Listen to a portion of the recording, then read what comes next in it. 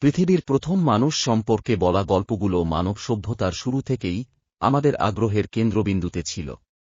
বিভিন্ন ধর্ম, সংস্কৃতি এবং বৈজ্ঞানিক অনুসন্ধানে এই প্রশ্নের উত্তর খোঁজা হয়েছে। প্রাচীন ধর্মগ্রন্থগুলোতে পৃথিবীর প্রথম মানুষের বিবরণ পাওয়া যায়। ইসলামে আদম এবং হাওয়া এর গল্প শোনা যায়, যাদের আল্লাহ সরাসরি সৃষ্টি করেছিলেন। তাদের থেকে মানবজাতির বিস্তার ঘটে। বাইবেলে আদম ও ইভকে প্রথম মানুষ হিসেবে বর্ণনা করা হয়েছে, যারা ইডেন গার্ডেনে বসবাস করতেন। হিন্দু ধর্মে মনুকে মানবজাতির প্রথম পিতা হিসেবে চিহ্নিত করা হয়েছে। কিন্তু বিজ্ঞানীরা একটু ভিন্ন পথে হেঁটেছেন। তাদের গবেষণা বলে আধুনিক মানুষের পূর্বপুরুষরা আফ্রিকায় প্রায় 2,000,000 বছর আগে আবির্ভূত হয়েছিল। তারা ক্রমান্বয়ে বিবর্তিত হয়ে বর্তমান রূপ ধারণ করেছে।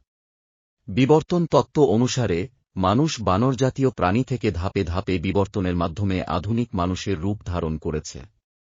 এই সমস্ত কাহিনী ও গবেষণার মাধ্যমে আমরা জানতে পারি যে পৃথিবীর প্রথম মানুষ নিয়ে নানা ধরনের বিশ্বাস ও গবেষণা রয়েছে।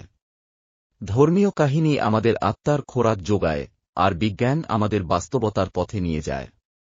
দুটো মিলেই আমরা পূর্ণতা পাই, খুঁজে পাই আমাদের আদিম ইতিহাসের কণ্ঠস্বর। Subscribe now, History Fact Day.